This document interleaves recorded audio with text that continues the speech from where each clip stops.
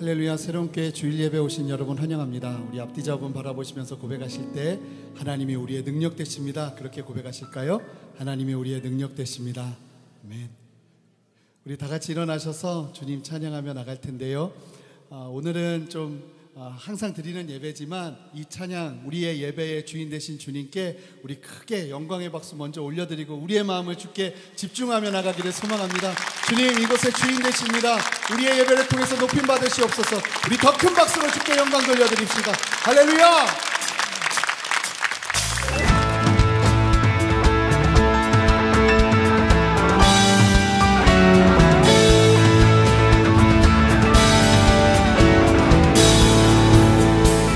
주 하나님, 주 하나님 지으신 모든 세계 내 마음속에 그리워볼 때 하늘의 별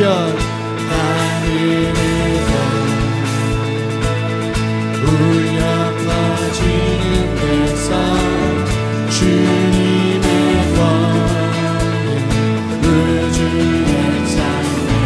선포합시다. 주님의 높고 위대하심을 내 영혼이 찬양하리. 주님의 높고 위대하심을 내 영혼이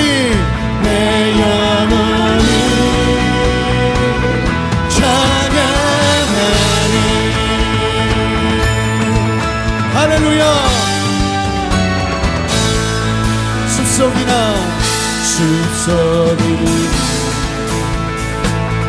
험한 산 골짜기에서 짖어드는 저 새소리들과 고요하게 흐르는 시냇물을 주님의 소식 주님의 높고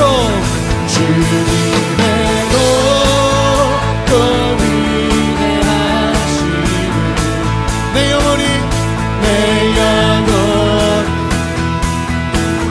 찬양하리. 주님의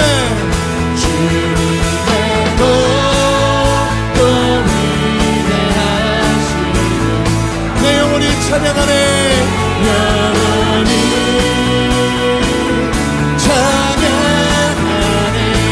주 하나님 독생자 아낌없이 우리를 위해 보내주셨네. 십자가에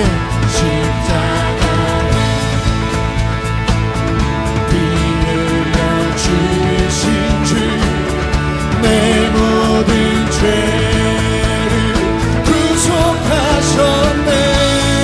선포합시다. 주님의 높고 위대하심을 내 영혼 찬양하리. 주님의 높고 위대하심을 내 영혼이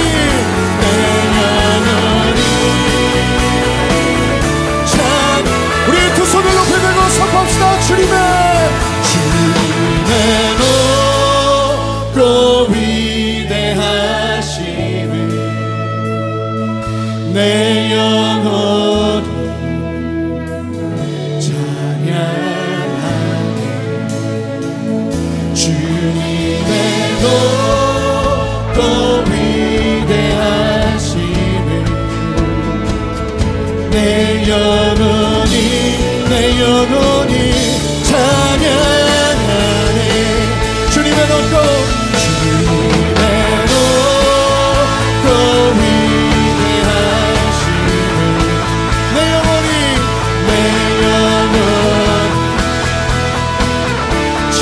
찬양하네.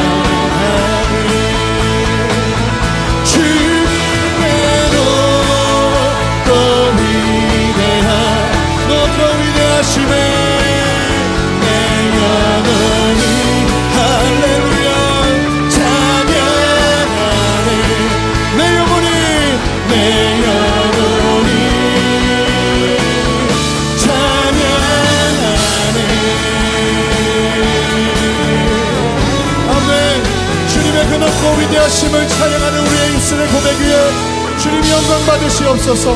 할렐루야.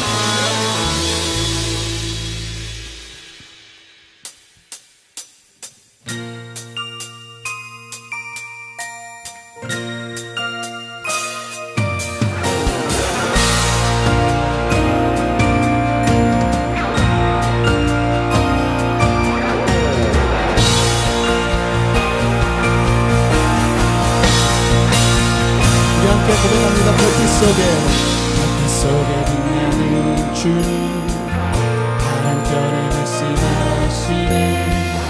하늘 바탕 다스리는 주, 그 무엇일까? 주의 탄생 축하하리라. 그의 백성 구원하려고 이 세상에 주님 오셨네. 그 무엇일까?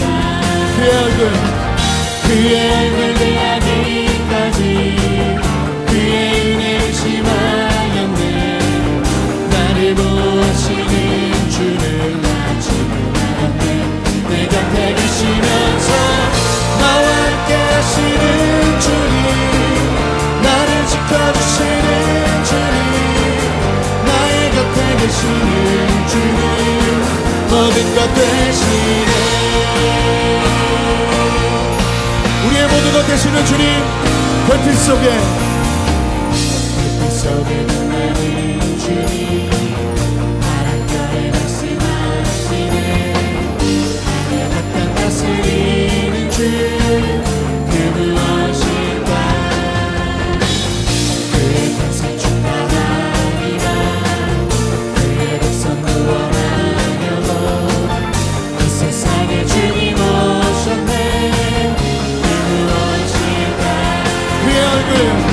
그의 얼굴 대하기까지 그의 은혜를 심하였네. 나를 우리 함께 선포합시다. 내 곁에 계시면서 나와 함께 하시는 주님, 나를 지켜주시는 주님, 나의 곁에 계시는 주님, 모든 것 되시네. 나와 함께 나를 지켜주시는 주님, 나의 곁에 계시는 주님, 모든 것 되시네.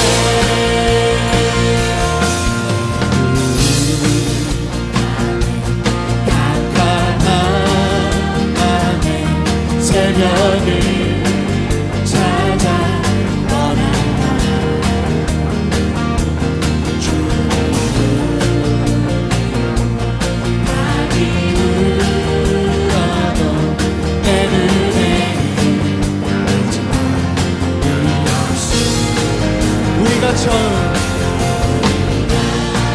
처음 만난 그때 차가운 새벽이었어.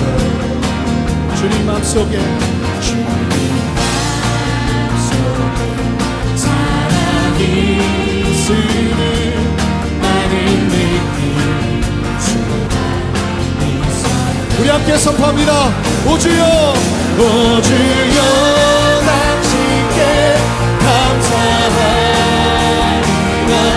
주노아 내게 주시는 나에게 영원한 사랑 속에서 떠나지 않게 하소서. 오주여 당신께 오주여 당신께 감사하리라. 주노아 내게 주시는 나에게 영원한 사랑 속에서 떠나지 않게 하소서. 할렐루야. 우리의 고백에 영광 받으시는 주님 찬양합니다. 아멘. 우리 자리에 앉아서 계속 주님 찬양하며 나가겠습니다.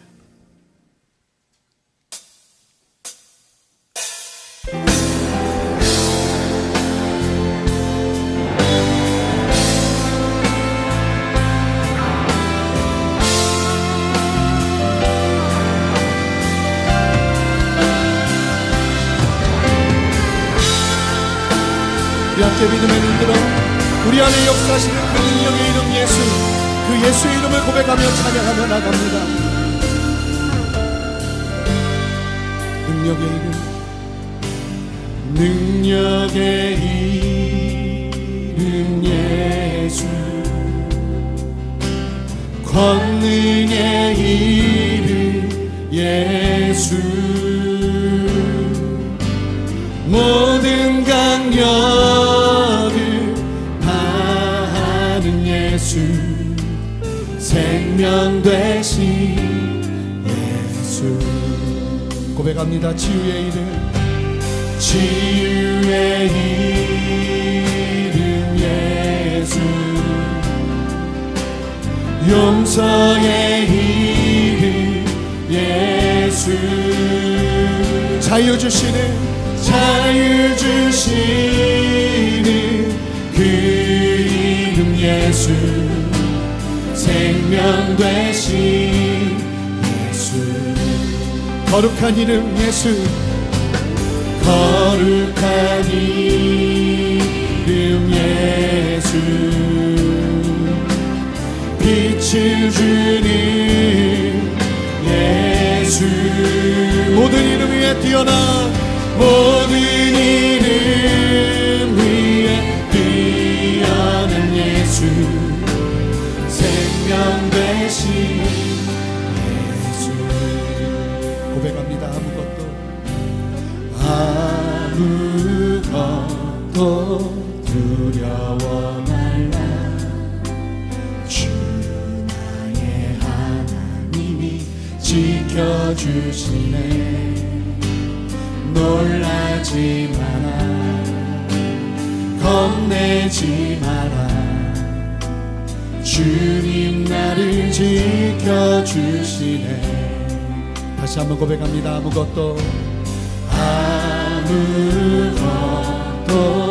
두려워 말라, 주 나의 하나님이 지켜주시네.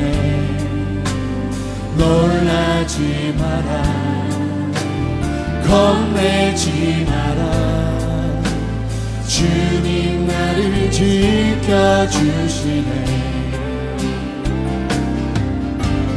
내 맘이 힘에 겨워 지칠지라도 주님 나를 지켜주시네. 세상의 험한 풍파, 세상의 험한 풍파 몰아칠 때도 주님 나를 지켜주시네. 주님은 나의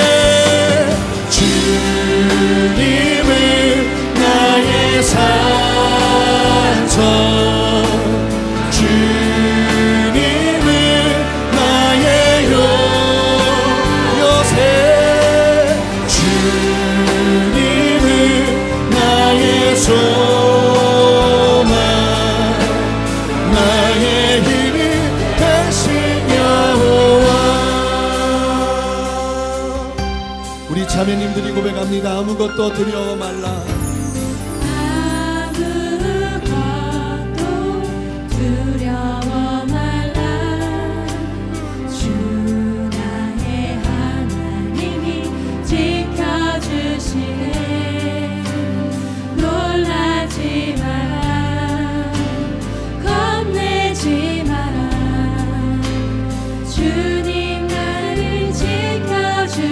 같이 한 목소리로 고백합니다. 주님 말씀하십니다. 아무것도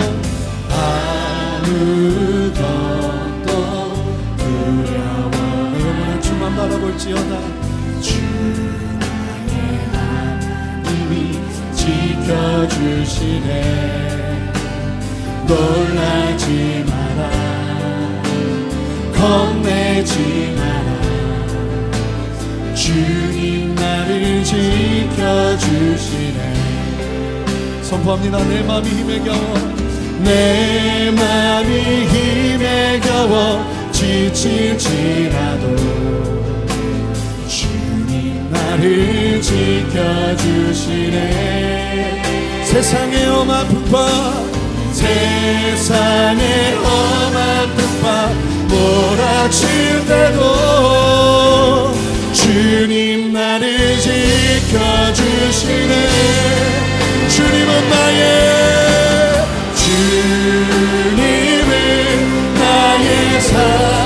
언제나 나의 산소.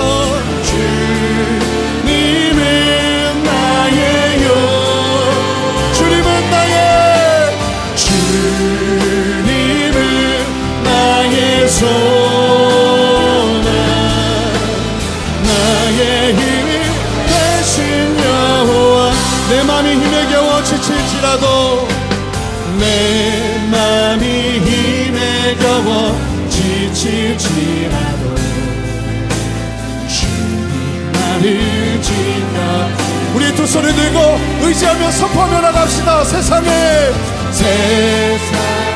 험한 풍파 몰아칠 때도 주님 나를 지켜주시네.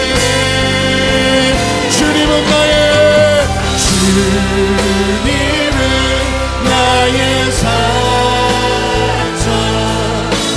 주님은 나의 요새. 주님은 나의 소망, 나의 힘이 되신 여호와. 주님은 나의 산성. 주님은 나의 아멘. 주님은 나의 요새. 할렐루야. 소망, 나의 힘이. 우리 다시 한번 선포합시다. 주님만 우리의 산성 되십니다. 주님은 나의 산성. 주님은 나의 영. 언제나 주님은 나의 소망, 나의 되신 여호와. 우리 함께 주님 앞에 기도하며 나갈 때에 내게 말씀하시는 주님으로 말미암아 담대해지기를 원합니다. 이 시간도 주님 우리에게 말씀하여 주시옵소서. 우리에게 역사하여 주시옵소서. 주의 은혜만 삼아오니 하나님 우리의 예배를 통해서 주님만 영광받아 주시옵소서. 그렇게 우리의 마음을 옮겨 올려드리며 함께 한 목소리로 기도하며 나가겠습니다. 기도하시겠습니다. 주님 우리 안에 역사하시는 주님을 찬양합니다. 하나님 우리가 무엇을 기대하고 무엇을 소망하며 무엇을 갈망합니까? 하나님 우리 안에 역사하시는 주님 보게 하여 주셔서 항상 우리 안에 다스리시며 함께 하시는 하나님의 참 좋으신 하나님, 가장 완벽하고 완전한 사랑을 우리에게 주셔서 오늘도 벅찬 감격으로 나와 예배드리게 하시니 감사와 찬송을 올려드립니다. 능력이나 높음이나 기품이나 다른 어떤 피조물이라도 결단코 끊을 수 없는 하나님의 사랑이 너무도 놀랍습니다. 그 사랑으로 우리를 강권하사 오늘도 하나님의 거룩한 백성으로, 자녀로, 또 주님의 신부로 서게 하시니 그 은혜가 넘칩니다. 오늘 감사로 주 앞에 예배 드릴 때에 주님 거룩한 임재로 자정하시고 홀로 존귀와 높임과 영광을 받아 주옵소서. 하나님 오늘 정직함으로 주 앞에 나아갑니다. 저희들의 삶은 시시때때로 다가오는 삶의 두려움과 염려들로 인해 머물거릴 때가 많습니다. 하루하루 삶의 무게가 무거워 삐그덕거릴 때도 많습니다. 그런 우리에게 다른 누군가가 아닌 순간순간 오직 우리 주 예수님이 필요합니다. 이제 믿음의 눈 들겠습니다. 주님의 구원과 능력을 더욱 바라보겠습니다. 산소망 되시는 예수님, 이제 이 예배 가운데 새로운 소망의 챕터를 열어주옵소서. 우리로 다시 살게 하시고 다시 뜨겁게 주님 사랑하는 회복을 주시옵소서. 주 예수보다 더 귀한 것 없는 그런 인생 되게 하여 주옵소서. 그리하여 넘실거리는 세상 풍파 속에서도 넉넉히 승리하며 나아가 예수가 전부요, 예수면 만족하고 예수면 충분한 주의 용사로 살아내게 하여 주옵소서. 주님 세우신 새로운 교회를 강한 능력의 손으로 붙들어 주셔서 주의 이름으로 모일 때마다 하나님의 임재의 충만함이 가득한 교회요, 주님과의 깊은 만남과 사랑의 속삭임을 누리는 교회 되게 하여 주옵소서. 예배마다 모임마다 세상 그 어떤 것으로도 채울 수 없는 기쁨이 교회 안에 터져 나오게 하시고, 십자가 튼튼히 붙잡고 늘 승리하는 주님의 강력한 군대요, 나라와 민족을 살리는 교회로 붙들어 주옵소서. 말씀 전하시는 한옥 목사님 위에 주의 능력과 힘과 지혜로 덮어주사 선포되는 말씀을 통하여 주의 뜻과 주의 마음을 깨닫게 하여 주옵소서. 약한 우리가 강한 주님의 크심으로 채워지는 기적의 시간 되게 하여 주옵소서. 성가대의 아름다운 찬양을 희망하여 주사 찬양의 고백 위에 부으시는 주님의 놀라움을 경험케 하여 주옵소서. 예배를 위해 수고하시는 모든 섬김의 손길 위에 하늘의 기쁨과 은혜에 더하여 주시길 원하오며, 이 모든 말씀 존귀하신 우리 주 예수 그리스도의 이름으로 기도드립니다. 아멘. 할렐루야. 새로운 게 주일 2부 예배 나오신 성도님 모두를 환영하고 축복합니다. 은혜의 주 예수님께서 우리 안에 새로운 역사와 크신 기적 베푸실 줄 믿습니다. 그런 기대와 소망으로 우리 앞뒤 좌우에 계신 분들 향해서 이렇게 인사 나누겠습니다. 은혜에 충만하십시오. 계속해서 서로를 격려하며 축복하며 나가도록 하겠습니다. 우리 서로를 바라보며 함께 축복하며 고백하겠습니다. 축복합니다. 축복합니다. 주님의 이름으로 축복합니다. 주님의 사랑으로 이곳에 모인 주의 거룩한 자녀에게 주님의 기쁨과 주님의 사랑이 충만하게 충만하게 넘치기를.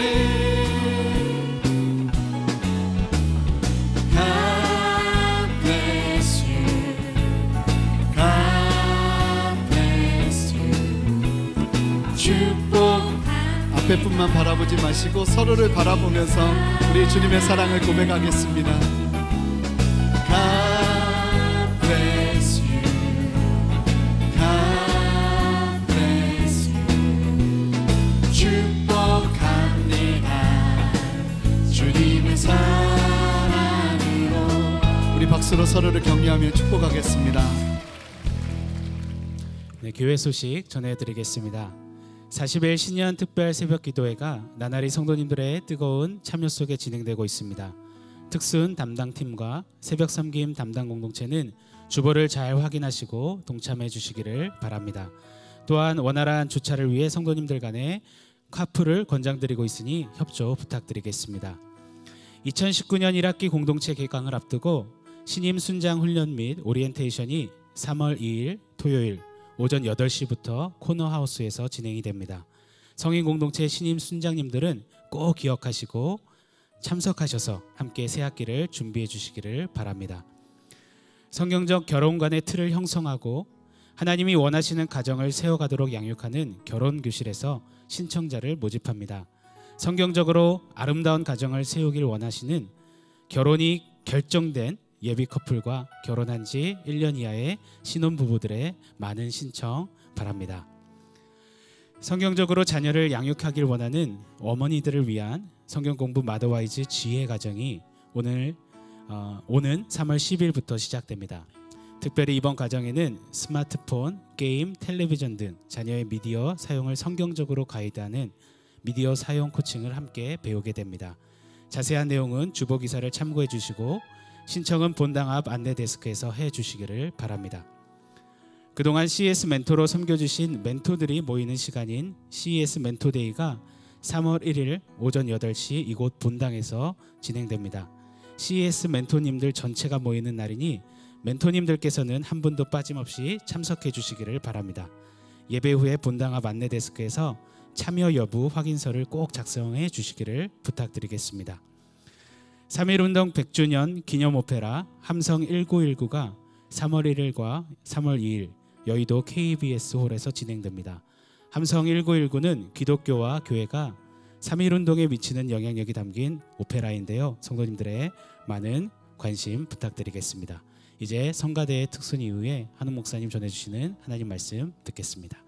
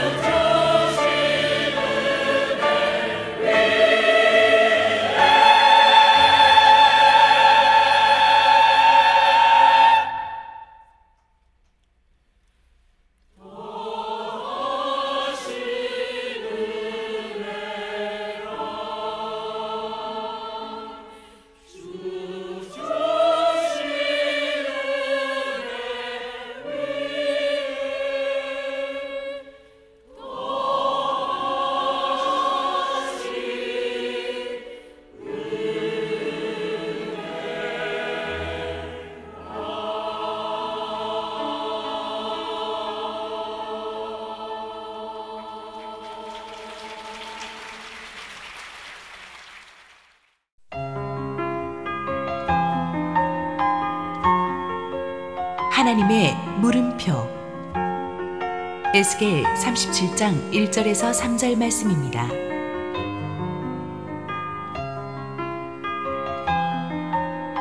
여호와께서 권능으로 내게 임재하시고 그의 영으로 나를 데리고 가서 골짜기 가운데 두셨는데 거기 뼈가 가득하더라. 나를 그 뼈 사방으로 지나가게 하시기로 본즉 그 골짜기 지면에 뼈가 심이 많고 아주 말랐더라.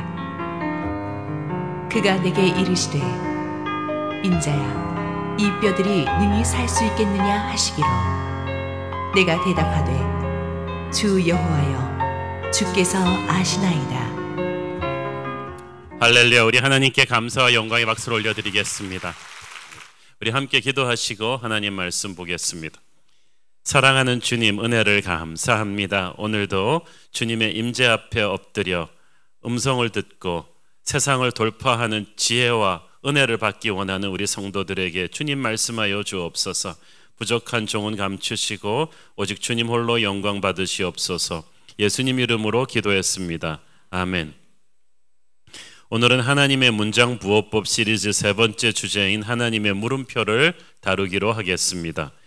사람들은 하나님께 물음표, 즉 질문들을 수없이 많이 던집니다. 우리가 하나님께 물음표를 던질 때는 대부분 진짜 몰라서 무지해서 물어보거나 아니면 하나님이 내 인생 왜 이렇게 힘들게 하시나 하는 원망의 하소연인 경우가 대부분입니다. 특히 시편이나 선지자들 서를 읽어보면은 어찌하여 why 그렇게 하셨나이까 라는 불평과 원망과 답답함이 담긴 질문들이 아주 많습니다. 그러니까 우리가 하나님께 물음표를 던질 때는 대부분 인생이 힘들고 어려울 때입니다.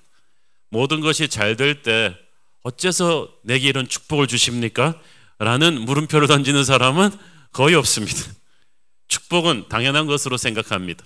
그런데 고난과 역경은 왜 내가 받아야 하느냐고 하나님께 대들죠. 우리가 하나님께 던지는 물음표는 대부분 불만과 항의와 분노로 가득 차 있습니다. 그런데 오늘 저는 우리가 한번 관점을 바꾸어서 생각해 보기를 원합니다. 우리가 하나님께 던지는 물음표들을 잠시 접어두고 성경 속에서 하나님이 인간에게 특히 하나님의 자녀에게 물음표를 던지시는 경우들을 한번 살펴보겠습니다. 우리가 전제해야 될 것은 하나님은 모든 것을 아시고 모든 것을 하실 수 있는 분이시고 우리처럼 감정에 휘둘리는 분도 아니십니다. 우리를 생명처럼 사랑하는 분이십니다. 그러므로 하나님이 우리에게 물음표를 던질 때는 진짜 몰라서 물어보시는 것도 아니고 억울한 감정을 터뜨리기 위해서 물으시는 것도 아닙니다. 하나님의 물음표에는 항상 성령님께서만 보여주실 수 있는 하나님의 답이 있습니다. 그리고 우리에게 주고자 하는 깊은 영적 메시지가 있습니다. 성경에서 첫 번째로 하나님의 자녀에게 하나님이 던지신 물음표는 아담아 네가 어디에 있느냐 하는 물음표입니다. 그것은 우리의 영적인 위치를 물어보시는 것입니다. 이 물음표를 던졌을 때 아담이 어떤 상황이었습니까?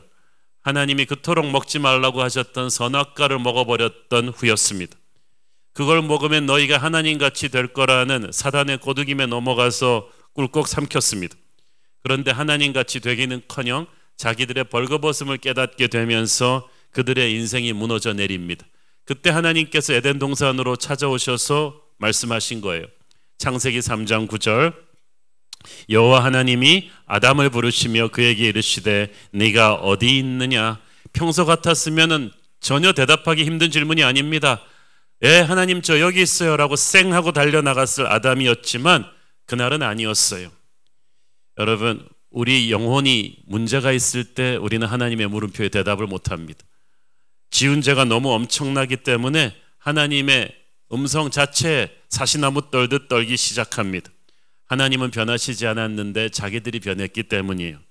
죄 지은 다음에는 하나님 음성 듣는 일이 세상에서 제일 무섭습니다. 무서우니까 숨습니다. 아담은 원래 이런 존재가 아니었습니다. 하나님이 아름답고 지혜롭고 당당한 존재로 만드셨어요. 하나님의 형상을 받고 태어난 존재입니다. 천지를 다스릴 권리를 위임받았기 때문에 땅의 모든 것들이 다 그의 것이었습니다. 왕의 왕이신 하나님께 다이렉트로 교제하는 특권을 날마다 누렸던 사람이었는데 죄로 인해서 모든 것을 잃고 말았어요. 하나님이 아담아 네가 어디 있느냐고 물으실 때 진짜 몰라서 물어보셨겠습니까? 이미 죄 지은 거 다 알고 물어보시는데 아시면서 물어보시는 하늘아버지의 마음이 얼마나 아프셨겠습니까? 네가 어디 있느냐는 말은 네가 왜 나를 피하여 숨느냐는 것입니다. 우리도 사람이 자기를 피하면 섭섭합니다. 특히 너무나 친했던 사람이 자기와 마주하기를 피하면 섭섭하지 않습니까? 집에만 돌아오면 아빠를 반기러 쌩 하고 달려 나오던 아들이 눈치 보면서 아빠를 피해서 숨기 시작하면 이건 문제가 있는 거죠. 그토록 하나님과 친하던 인간이 슬슬 하나님을 피해 숨기 시작하니까 하나님은 너무나 가슴이 아프셨습니다. 죄를 지으면 죄 지은 대상으로부터 도망가게 돼 있습니다. 남의 돈 사기치면 그 사람으로부터 도망가게 돼 있고, 국가로부터 죄를 지으면 공무원 경찰복 입은 사람만 봐도 슬슬 숨게 돼 있습니다. 하늘아버지로부터 숨으려 하는 아담의 모습은 너무나 비참한 모습이 되었습니다. 네가 어디 있느냐? 그것은 네가 나와 함께 있지 않고 어디에 서 있느냐는 것입니다. 회사에서 문제가 생기면 보스가 와서 책임자는 어디 있느냐고 묻습니다. 근데 여기서는 문책할 책임자를 찾는 보스의 톤보다는 잃어버린 아들을 찾는 아버지의 톤이 더 강합니다.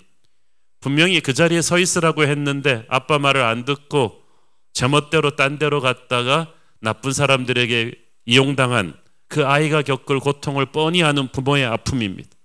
이 모든 사태의 발단은 인간의 욕심이었습니다. 에덴 동산의 아담에게 주어진 자리는 보통 자리가 아닙니다. 하나님의 권세를 위임받아서 에덴을 총괄하는 자리였습니다. 얼마나 아름답고 감당하기 힘든 영광스러운 자리였습니까? 그러나 피조물인 아담이 뱀의 거짓말에 속아서 거기다가 플러스 알파해서 창조주 하나님의 자리를 넘보게 됩니다. 이 욕심이 아담을 망하게 했습니다. 똑같은 것도 어디에 있는가에 따라서 완전히 달라져요. 밥알이 밥그릇에 소복이 담겨있을 때는 아름답지만 그게 사람 이마박에 가서 붙어있으면 그것처럼 보기 흉한 것도 없습니다. 인간은 피조물의 자리를 있을 때 가장 아름다웠습니다.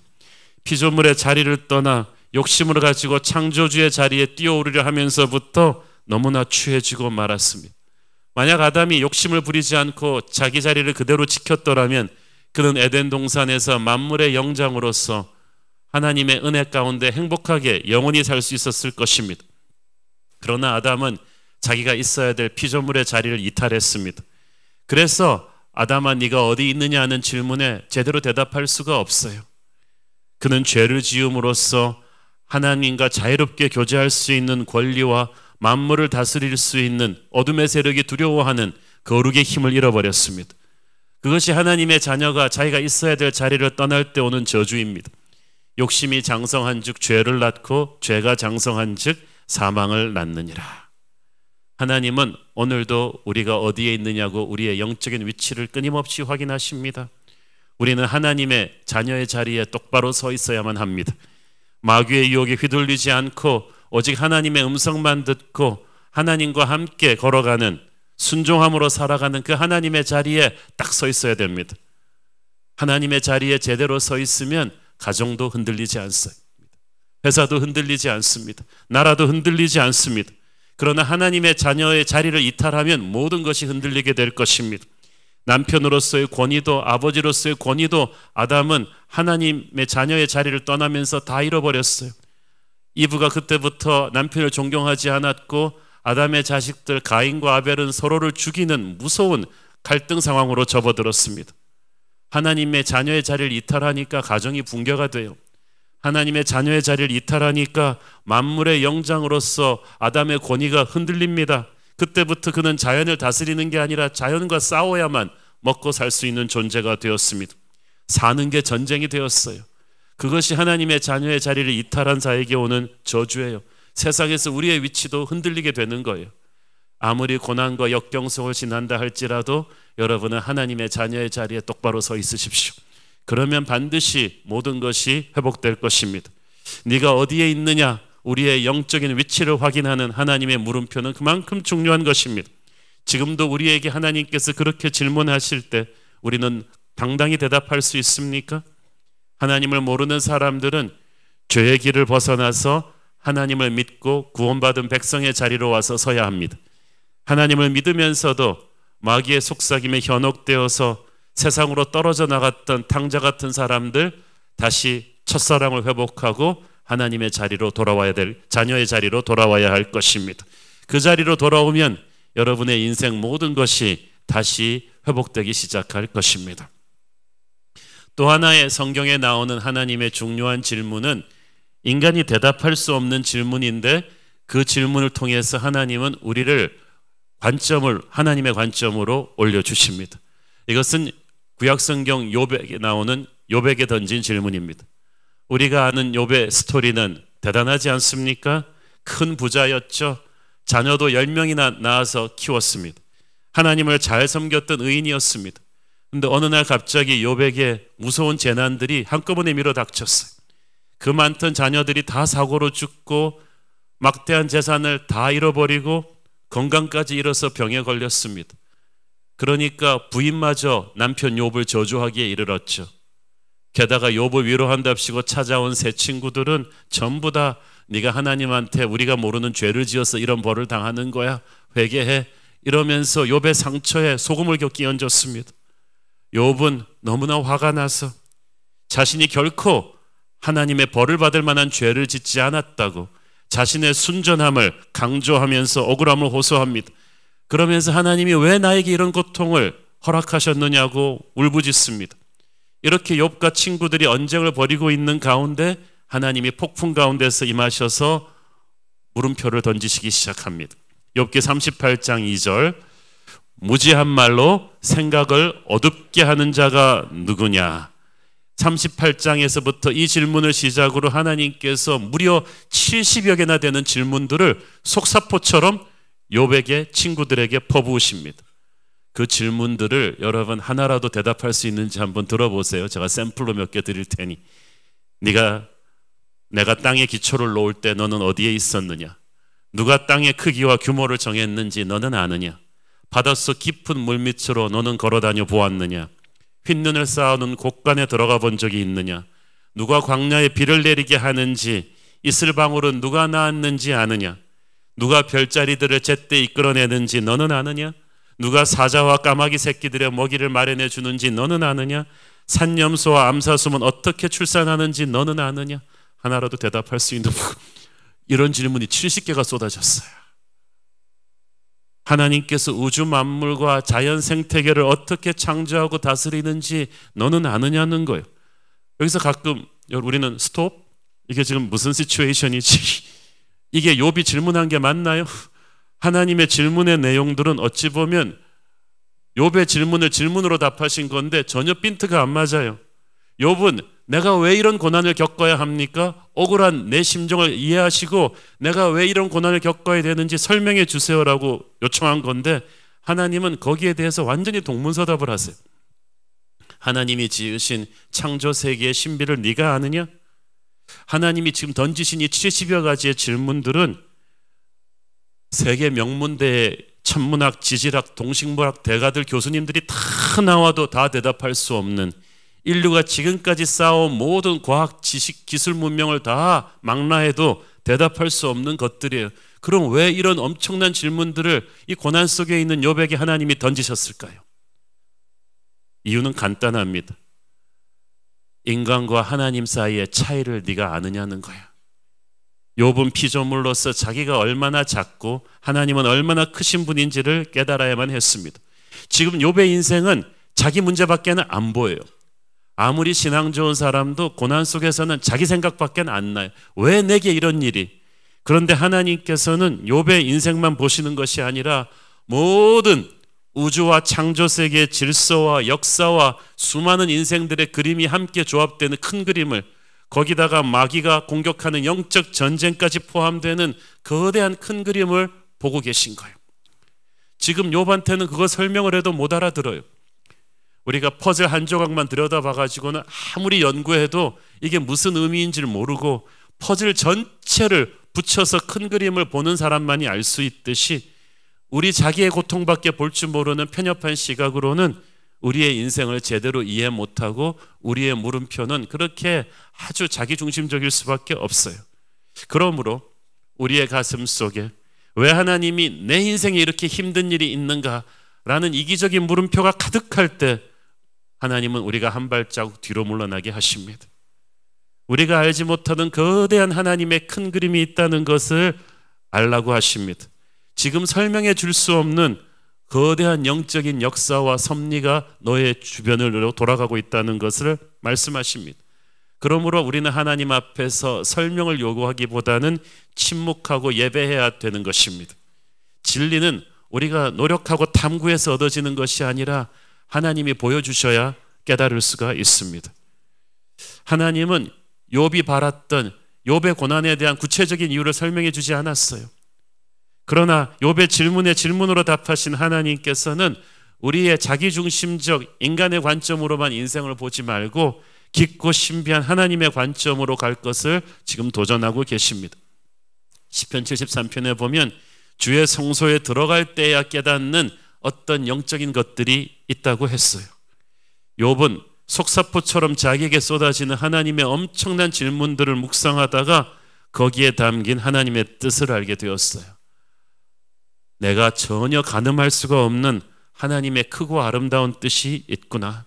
그때부터 욥은 더 이상 물음표 던지기를 중단하고 하나님을 전적으로 신뢰하기로 결단합니다. 여러분이 비행기가 중력을 이기고 박차오르는 그 항공역학적인 과학적인 공식들을 다 알고 비행기를 탑니까? 그렇지 않습니다. 우리는 비행기와 조종사를 믿고 타는 거예요. 그랬던 것처럼 욥은 하나님을 믿고 설명을 더 이상 요구하지 않고 예배 임재 가운데로 엎드리게 됩니다. 이때 욥은 그를 붙드시는 예수 그리스도를 발견하게 되고 욥기 가운데 그것은 가장 보배로운 고백을 탄생시킵니다. 욥기 19장 25절 시작. 내가 알기에는 나의 대속자가 살아계시니 마침내 그가 땅 위에 서실 것이라. 여기서 대속자 I know that my redeemer lives. 핸델의 메시아의 가사가 된 아주 유명한 말씀이죠. 욥은 그때 벌써 우리의 대속자, 우리의 죄를 다 이해할 수 없는 우리의 죄를 다 짊어지고 돌아가신 예수 그리스도를 그때 본 거예요. 그 예수 그리스도를 통해서 모든 인간의 고통에 대한 해답이 흘러나온다는 것을 그때 알게 되었습니다. 친구들마저 자신을 정죄하는 그런 외롭고 힘든 모든 것을 잃어버린 상황에서 그는 예수 그리스도를 새롭게 발견하게 됩니다. 그리고 예수 안에서 더 이상 정죄함이 없고 예수 안에서 자기는 모든 것을 이해하지 못하지만 모든 은혜 안에 있다는 것을 깨닫게 되는 거예요. 그 예수님의 십자가 보혈의 은혜를 깨달으면서 왜 내 인생을 이렇게 힘들게 하시나는 욥의 물음표들이 순식간에 해결이 됩니다. 어릴 적에 넓게만 보였던 학교 운동장이 커서 어른이 되면은 가서 보면은 작아 보이듯이 우리가 예수님 안에서 거듭나게 되면 성령으로 성숙해지면 영적 아기였을 때 가졌던 그 수많은 왜 내 인생은 하는 이기적인 물음표들이 차츰차츰 해결이 돼요.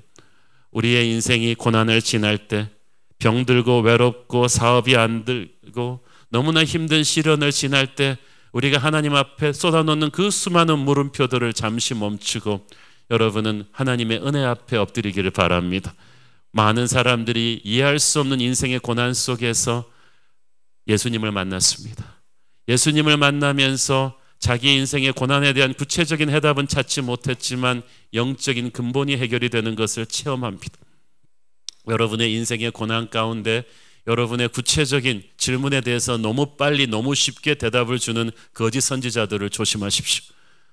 이 사람 이 주식 사라, 이곳에 이사를 가라, 이곳에 취업을 해라. 그것은 다 거짓된 음성이에요.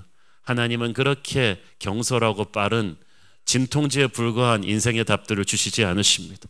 욥에게도 그러지 않으셨습니다. 그러나 주님의 나라 임할 때 우리는 예수 안에서 모든 의심의 물음표가 확신의 느낌표로 바뀌게 되는 것을 체험하게 될 것입니다.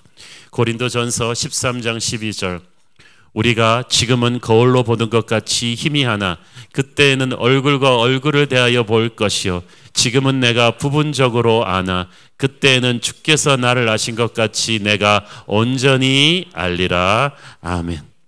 세 번째로 우리가 성경에서 보는 중요한 물음표는 더 큰 축복으로 유도하시는 물음표입니다. 이 물음표는 지혜의 사람 솔로몬에게 하나님이 던지신 거예요. 솔로몬이 위대한 아버지 다윗의 뒤를 이어서 어린 나이에 왕이 됐을 때 참 두려움이 많았습니다. 아버지 시대 때 있었던 반역 세력들을 많이 제거해야만 했고, 또 아버지가 너무 위대하다 보니까 항상 아버지 아들로 비교되면서 주눅이 들어 있었어요. 그래서 모든 것이 불안하고 어려운 젊은 왕 솔로몬은 간절하게 겸손하게 하나님 앞에 엎드려 1000번 제사를 드리고 기도하며 예배했습니다. 이때 하나님이 그의 꿈에 나타나셔서 정말 엄청난 물음표를 던져주셨죠. 열왕기상 3장 5절, 기브온에서 밤에 여호와께서 솔로몬의 꿈에 나타나시니라. 하나님이 이르시되 내가 네게 무엇을 줄고 너는 구하라. 야, 우리 모두가 원하는 물음표죠 이게. 바로 이거야. 오늘 집에 가서 꿈꿀 때 하나님이 이 물음표를 던지시기를 원함. 그러나 하나님께서 아무나한테 이런 물음표를 던지지 않는다는 것은, 성경에 솔로몬한테 말고 하나님께서 이거 하신 거 보신 적 있으세요? 하나님은 솔로몬의 아버지 다윗이 평생 드린 예배를 기뻐하셨습니다. 그 아들 솔로몬도 왕이 되었을 때 교만하지 않고 겸손히 하나님 앞에 엎드려 내가 어찌해야 됩니까 하면서 1000번제를 드리며 예배하며 엎드리는 것을 하나님이 기뻐하셨어요. 그래서 솔로몬에게 마음을 열어주신 거예요. 요한복음 15장 7절 보세요. 너희가 내 안에 거하고 내 말이 너희 안에 거하면 무엇이든지 원하는 대로 구하라. 그리하면 이루리라. 솔로몬은 저 앞에 게 지금 딱 형성이 된 거예요. 솔로몬은 하나님 안에 거하고 하나님이 솔로몬 안에 거하시고 계셨어요. 깊은 예배를 통해 하나님이 다윗과 솔로몬을 기뻐하셔서 깊은 하나님과의 커넥팅 브리지가 다리가 딱 연결이 되어 있었어요. 그러니까 자신과 마음이 하나가 된 솔로몬에게 하나님께서 네가 무엇을 원하느냐고 먼저 초대하신 거예요. 여러분이 깊고 진실한 예배를 통해 하나님과 동행하는 예배자가 되잖아요. 하나님께서 어느 시점에 천국 창고의 열쇠를 쥐어주시며 솔로몬처럼 네가 무엇을 원하느냐고 백지수표를 주시는 때가 있어요. 이때 솔로몬이 이걸 잘 사용했죠. 지혜를 구했습니다. 솔로몬이 구한 지혜는 히브리어로 discerning heart, 하나님의 말씀을 분별하고 듣는 마음이에요. 그래서 그것을 현실화시킬 수 있는 능력을 원했던 거예요. 즉 나는 하나님의 지혜로 다스릴 수 있는 능력을 원합니다. 이 소원이 하나님의 마음에 들었다고 했습니다. 여러분, 중요한 게 있어요. 여러분이 꿈을 꿀 때 하나님의 마음에 드는 꿈을 꾸셔야 돼요. 하나님의 꿈을 꾸셔야 돼요. 우리가 원하는 것보다 그러면 하나님이 우리에게 더 큰 축복을 주고 싶어 하세요. 하나님이 얼마나 기쁘셨던지 솔로몬한테 엄청난 플러스 알파를 주셨죠.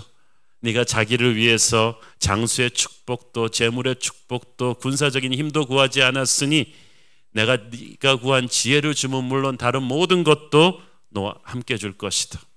우리나라의 금도끼 은도끼 동화가 여기서부터 나온 거예요.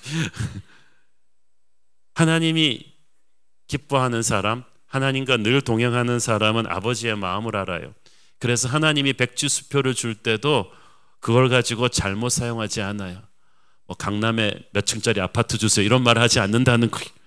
하나님이 기뻐하는 소원을 써서 내서 하늘의 축복을 이끌어내죠. 그런데 구약의 솔로몬과 정반대의 케이스가 있었는데 바로 요셉, 예수님의 제자 야고보, 요한이죠.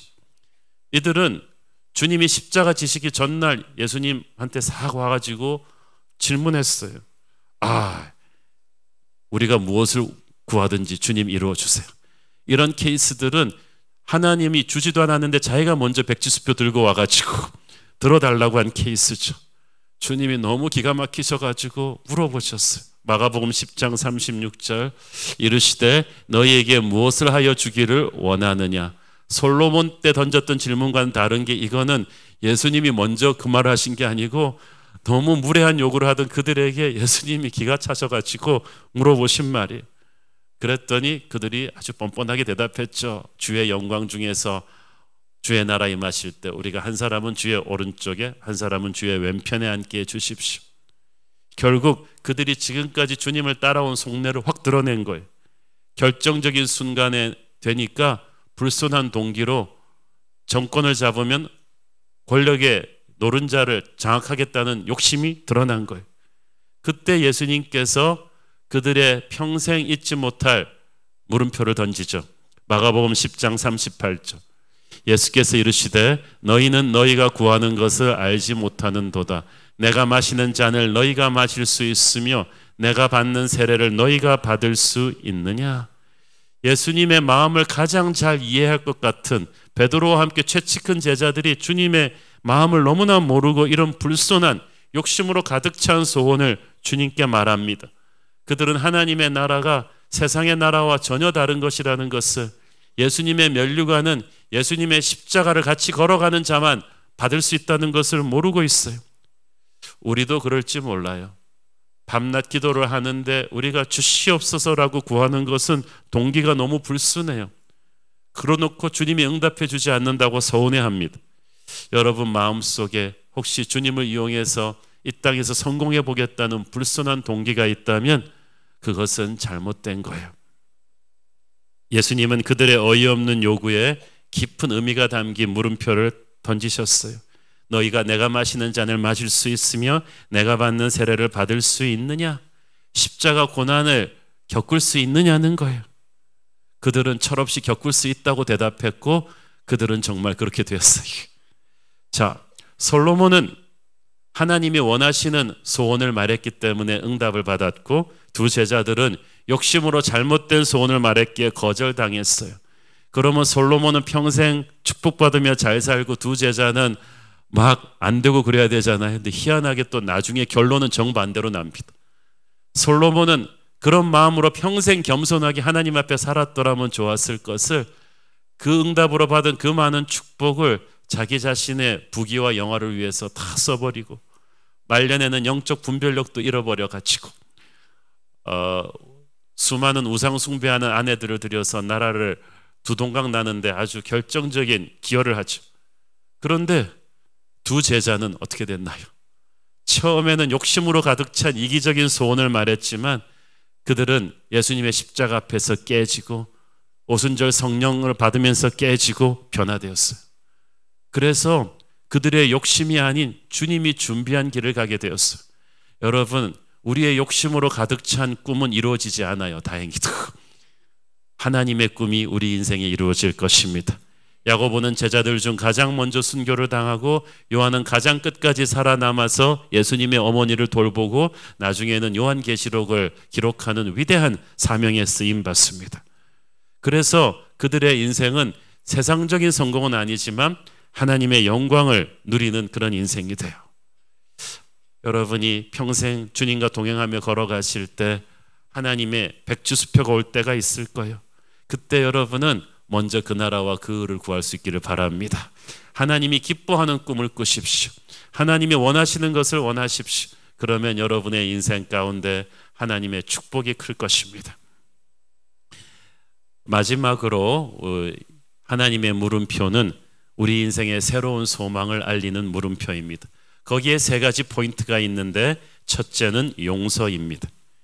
요한복음 8장에 보면 예수님이 설교하시는 중간에 바리새인과 서기관들이 간음죄를 지은 여인을 끌고 와서 확 던지죠.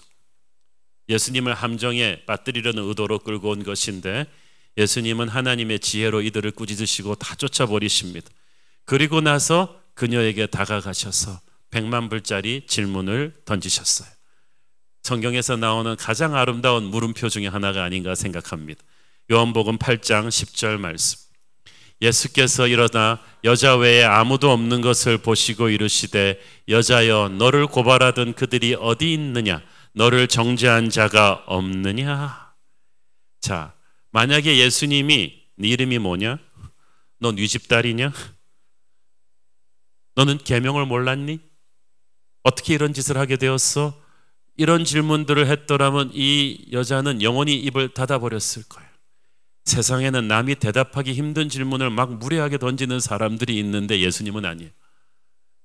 수억 개의 질문 중에서 이 여자가 대답할 수 있는 유일한 질문, 너를 고발하던 자들이 어디 있느냐? 정죄한 자가 어디 있느냐? 이미 다 쫓아버렸기 때문에 누구나 대답할 수 있어요. 그 여자가 말했습니다. 그냥 없습니다 그러지 않고 주여 없나이다. 이 여자는 벌써 예수님을 자기의 인생의 주로 고백하기 시작했습니다. 주님과 이 여자의 사랑의 관계가 탁 열린 거예요.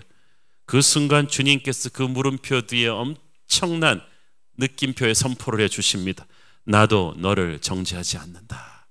가서 다시는 죄를 범하지 말라. 이 세상에서 유일하게 그녀를 정죄할 수 있는 주님이 정죄하지 않겠다고 하십니다. 왜? 이 말에는 나의 갈보리 십자가의 은혜가 너를 씻길 것이다. 주님의 선포가 온 우주에 울려 퍼지는 용서의 선언입니다. 여러분, 우리가 세상 살면서 때로는 실수하고 실패하고 죄짓고 넘어질 때가 있어요. 그러면 세상은 득달같이 달려와서 우리를 정죄하고 손가락질하고 넘어뜨리려고 할 것입니다. 우리가 저지른 잘못을 배로 불려서 과장하려고 할 거예요. 마귀는 우리 옆에서 속삭일 거예요. 넌 이제 끝났어. 네가 그러고도 예수 믿는 사람이야. 네가 그러고도 집사야. 그러나 그럴 때마다 여러분은 주님의 십자가 앞으로 가서 엎드리십시오.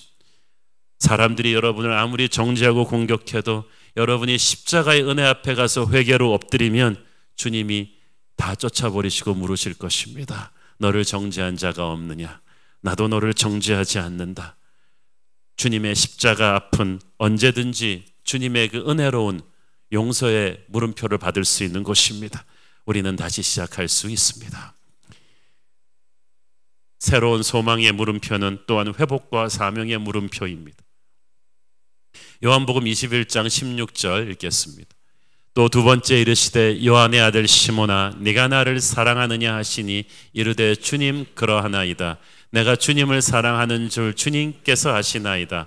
이르시되 내 양을 치라 하시고, 이것 또한 성경에서 나오는 가장 아름다운 물음표 중에 하나가 아닌가 생각합니다. 이 질문을 예수님이 언제 던지셨는지 아시죠? 부활하신 주님께서 제자들을 갈릴리에서 다시 만나셨을 때 던지신 질문이에요. 굉장히 어색하고 힘든 상황이에요. 지금 제자들은 지은 죄가 커요. 주님과 함께 죽겠다 그래 놓고는 십자가에 주님 덮어두고 다 도망갔거든요. 베드로는 3번씩 부인하고, 이 상황에서 이 어색한 침묵을 어떻게 깰까? 그런데 예수님이 3번 던진 질문, 베드로에게 던졌지만 모두에게 던진 거죠. 네가 나를 사랑하느냐? 이거는 베드로가 예상했던 질문이 아닙니다. 그 어떤 인간도 예상할 수 없는 질문이에요. 우리 수준에서 예상할 수 있는 질문은 널로 와봐. 너 뭐 나와 함께 죽기까지 가겠다고? 니들 왜 그랬어? 한 사람씩 나와. 어떻게 나를 다 배신할 수 있어? 우리 인간들은 그렇게 하잖아요. 우리 인간은 그렇게 청문회해요. 과거의 잘못을 다 서로에게 책임 전가하는 그런 살벌한 청문회적인 질문을 하는데, 우리 주님의 물음표는 차원이 달라요. 주님은 우리의 연약함을, 그 실수와 잘못을 다 알고 계십니다. 그 부족한 모습 다 아시면서 십자가에서 용서하고 사용해 주신다는 거예요. 주님께서 그 모든 것을 덮으면서 하신 그 질문, 네가 나를 사랑하느냐? 하나님의 마음에는 네가 나를 아직도 사랑하느냐? 그게 중요하다는 거예요. 이것은 죄 지은 아담에게 물으셨던 그 질문, 네가 어디에 있느냐와 같은 맥락인 거예요. 너는 하나님을 사랑하느냐? 하나님의 사랑을 받는 자리에 있어야 한다. 실수하고 무너져도 너는 나를 끝까지 사랑해야 된다. 그러면 네가 지은 죄에 대한 책임은 내가 진다. 내가 용서해 줄 것이다. 아담은 그때 네가 어디에 있느냐 그랬을 때 하나님 앞에 와서 울었어야 했어요. 제가 여기 있긴 있는데요, 제가 죄를 지었어요. 용서해 주세요. 그런데 아담은 도망갔고 베드로는 그래도 주님 앞에 와서 엎드렸어요. 자기가 주님 사랑할 자격이 없는 걸 알면서 울면서 말했습니다. 주님 아시잖아요. 주님 사랑합니다. 제가 사랑을 끝까지 지킬 능력이 없어서 그렇지 제 마음은 아니었습니다. 그때 주님께서 기가 막힌 대답을 하세요. 예수님의 사랑의 물음표 뒤에는 항상 축복의 느낌표가 나옵니다. 그러면 내 양을 먹여라. 지금 베드로가 가장 목자 될 자격이 없는 시점에 예수님이 공식 목자 임명장을 그때 주세요. 여러분, 예수님은 뛰어난 능력을 가진 교만한 자를 쓰는 게 아니라 능력이 부족하고 실수가 많아도 주님 앞에 자격 없다고 울부짖는 그 겸손한 자를 택하시는 것입니다. 저는 목회하면서 하나님의 일을 할 자격이 없다고 고개 숙일 때마다 2000년 전 갈릴리에서 베드로에게 던지셨던 주님의 사랑의 물음표를 기억합니다. 네가 나를 사랑하느냐? 그런데 주님, 제가 이것도 잘못했고 저것도 잘못했는데 다 됐고 네가 나를 아직도 사랑하느냐? 네 모든 실수와 약점은 내가 감당한다. 내 양을 먹이라. 네가 나를 사랑하느냐는 주님의 물음표는 오늘도 부족함과 실패 가운데 다시 일어나 사역할 수 있는 새로운 용기를 우리 모두에게 준다고 믿습니다. 넘어져도 항상 주님 앞에 와서 넘어지기를 바랍니다. 마지막으로 이 새로운 소망의 물음표는 희망과 부흥의 전주곡입니다. 오늘의 본문입니다. 에스겔 37장 3절. 그가 내게 이르시되 인자야 이 뼈들이 능히 살 수 있겠느냐 하시기로 내가 대답하되 주 여호와여 주께서 아시나이다. 지금 에스겔한테 이 물음표를 던지는 시점이 언제입니까? 2600년 전에 유대가 바벨론한테 멸망당하고 나서 포로 생활이 끌려나가서 죽도록 힘든 포로 생활로 청춘을 20여 년을 보내면서 사랑하는 아내도 잃고 절망하고 있는 에스겔에게 던진 하나님의 물음표예요. 죽은 시체들이 가득 찬, 그것도 오래된 시체들이라 마른 뼈들로 변한 시체들을 보면서 주님이 물으셨어요. 이 뼈들이 능히 살겠느냐? 인간적인 상식으로는 단대박에 말도 안 되는 소리죠. 이건 죽은 시체도 아니고 비쩍 말라가지고 사방으로 흩어져 버린 이 뼈들이 어떻게 다시 삽니까? 무슨 그런 말도 안 되는 소리를 하십니까? 하나님 그랬어야 될 텐데 그거는 젊은 에스겔일 때 얘기고 에스겔은 이미 철저하게 멸망해버린 조국의 비참함을 경험한 사람이에요. 사랑하는 아내까지 먼저 떠나보내고 너무나 낮아질 대로 낮아진 겸손한 중년의 에스겔은 너무나 터무니없는 질문을 하나님이 하는 걸 딱 들으면서 가슴 속에서 소망이 솟아나기 시작했어요. 하나님께서 이런 질문을 하실 때는 제가 아까 말씀드렸죠. 그 물음표에 느낌표가 있다고. 하나님이 이 뼈들을 살려주시려는 건가? 이 생각이 막 들면서 흥분이 되면서 에스겔이 기가 막힌 대답을 하죠. 주님이 하십니다. 주님이 하십니다. 그 말은 주님 지금 하시고 싶은 것을 하십시오. 살려주십시오.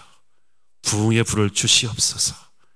뼈는 죽음을 의미하고 절망을 의미합니다. 아무 관심도 갖지 않는, 누구도 신경 쓰지 않는 마른 뼈들에게 하나님이 관심을 가지셨어요. 그들을 향한 계획이 있다고 하셨습니다. 그들을 살리셔서 위대한 강한 군대로 다시 세우겠다는 아름다운 플랜이 있으셨어요. 이 마른 뼈들은 나라가 망한 지 20년 가까이 되면서 죽음 같은 절망에 사로잡혀 있는 에스겔의 민족 이스라엘을 상징하는 것입니다. 그런데 그 이스라엘을 다시 회복시키겠다는 하나님의 계획이 있으셨던 거예요. 그 어떤 민족도 이렇게 망하고 이렇게 포로로 끌려가서 다시 회복된 국가가 전에도 없었습니다. 그런데 하나님께서 그걸 하시겠다는 거예요. 오늘 이 말씀을 듣고 있는 여러분 중에 혹시 그 당시 에스겔처럼 절망적인 상황에 계신 분이 계십니까? 몸에 병이 들고 가정이 무너졌고 사업이 첩첩산중에 그런 위기에 빠져버려서 소망이 없이 앉아있는 여러분에게 오늘 주님이 다가와서 물어보십니다. 이 뼈들이 능히 살겠느냐? 그때 여러분 말도 안 되는 소리 하지 마세요라고 그러지 마시고 흥분하기 시작하십시오. 하나님 살려주시겠다는 거죠. 살려주시겠다는 거죠. 그렇게 하십시오. 주님. 오직 주님이 하십니다. 하나님은 기도하는 우리들에게 묻고 계십니다. 너는 한국의 에스겔이 될 수 있느냐? 이 뼈들이 능히 살겠느냐? 이 절망 같은 민족을 내가 살릴 수 있다고 믿느냐? 40일 기도하는 여러분은 말해야죠. 아멘. 주께서 하십니다. 말씀을 통해서 성령의 생기를 보내주십시오. 우리를 다시 살려주십시오. 그래서 이 찢기고 부서진 우리의 역사를, 이 민족을 다시 살려주옵소서. 나라를 회복시켜 주시고 복음으로 통일되게 하시고 보배롭고 존귀한 거룩한 코리아로 쓰셔서 전 세계에 복음을 전하는 그런 나라로, 아름다운 나라로 만들어 주시옵소서. 하나님이 말씀하고 계시지 않습니까? 내가 너에게 성령의 생기를 주겠다. 그 생기가 들어가기만 하면 기적이 일어날 것이다. 너의 가정이 변하고 회사가 변하고 캠퍼스가 변하고 아이들이 변하고 아버지와 어머니들이 변하고 지도자들이 변하고 사회가 변할 것이다. 나는 너의 민족을 향한 이런 기적과 환상을 준비하고 있다. 이를 위한 촉매제로 새로운 교회를 사용하실 것이다. 우리 교회는 이때까지도 기적 같은 부흥을 체험했지만 우리는 단순한 큰 교회를 꿈꾸어 본 적이 없습니다. 우리는 이런 엄청난 민족 부흥의 파도의 전주곡이 되기를 원합니다. 우리 새로운 교회 각 가정마다 크고 작은 회복과 기적의 부흥이 일어날 것이고 사도행전 시대의 기적들이 21세기 서울에도 일어날 수도 있다는 것을 여러분과 여러분의 가정과 여러분의 회사의 회복을 통해서 목격하게 될 것입니다. 주님이 물어보실 때 이 뼈들이 다시 살겠느냐? 여러분은 주님께서 하신다고, 주님께서 하시라고 그렇게 아멘으로 주님을 격려하십시오. 하나님이 우리에게 행하실 크고 놀라운 일들을 기대합니다. 기도하겠습니다. 주님 감사합니다. 우리의 인생에 자기밖에 모르는 이기적인 물음표들이 가득했는데 주님의 임재 앞에서 예배하면서 그것들이 다 녹아져 내리고 십자가의 비전을 보게 하시니 감사합니다. 내가 살고 가정이 살고 교회가 살고 나라와 민족이 사는 위대한 하나님의 부흥의 비전을 봅니다. 주여 은혜를 주옵소서. 예수님 이름으로 기도했습니다. 아멘. 우리 다 함께 일어나셔서 봉헌 찬양 드리겠습니다. 이 땅의 황무함을 보소서. 이 땅의 황무함을 보소서. 하늘의 하나님 긍휼을 베푸시는 주여, 우리의 죄악 용서하소서. 이 땅 고쳐 주소서. 이제 우리 모두 하나 되어 이 땅에 무너진 기초를 다시 쌓을 때 우리의 우상들을 태우신 성령의 불이 임하소서. 의의 불길 타오르게 하소서. 진리의 말씀 이 땅 새롭게 하소서. 은혜의 강물 흐르게 하소서. 성령의 바람 이제 불어와. 오 주의 영광 가득한 새날 주소서. 오 주님 나라 이 땅에 임하소서. 불길 크게 하소서. 크게 불길 타오르게 하소서. 진리의 말씀 이 땅 새롭게 하소서. 은혜의 강물 흐르게 하소서. 성령의 바람 이제 불어와. 오 주의 영광 가득한 새날 주소서. 오 주님 나라 이 땅에 임하소서. 함께 믿음의 두 손을 들고 성령의 새바람, 성령의 새바람 이 땅에 불어오소서. 주의 영생기로 우리를 다시 살리소서.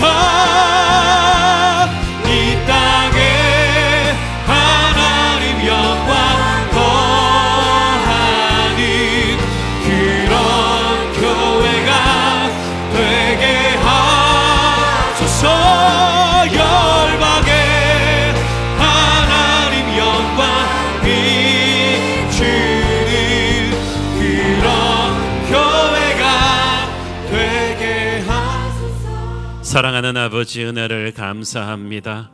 욥처럼 인생이 무너져 내린 성도들 있습니까? 하나님에게 원망의 물음표를 던졌던 성도들이 있습니까? 나의 대속자가 살아계시다는 예수님의 십자가를 체험하게 하여 주옵소서. 십자가의 은혜 앞에서 모든 답을 찾게 하여 주옵소서. 베드로처럼 무너졌던 성도들이 있습니까? 에스겔처럼 절망 속에 있던 성도들이 있습니까? 이 뼈들이 다시 살겠느냐고 물으시는 주님의 물음표를 소망의 느낌표로 바꾸는 기적을 체험하기를 원합니다. 이제 다시 살아 일어나게 하여 주옵소서. 주님의 은혜로 다시 살 것입니다. 이 민족이 다시 살게 하여 주옵소서. 주님이 주시는 은혜를 감사드립니다. 주신 은혜 감사하면서 드리는 헌물의 손길들을 축복하시고, 지금은 살아계신 우리 주 예수 그리스도의 은혜와 하늘아버지 사랑과 성령님 감화 감동하신가 교통하신가 축복하심의 은혜가 주님 앞에 엎드려 모든 물음표의 해답을 찾고 은혜 가운데 돌아가는 사랑하는 모든 성도들 머리 위에 지금부터 영원까지 함께 계시기를 축원하옵나이다. 아멘.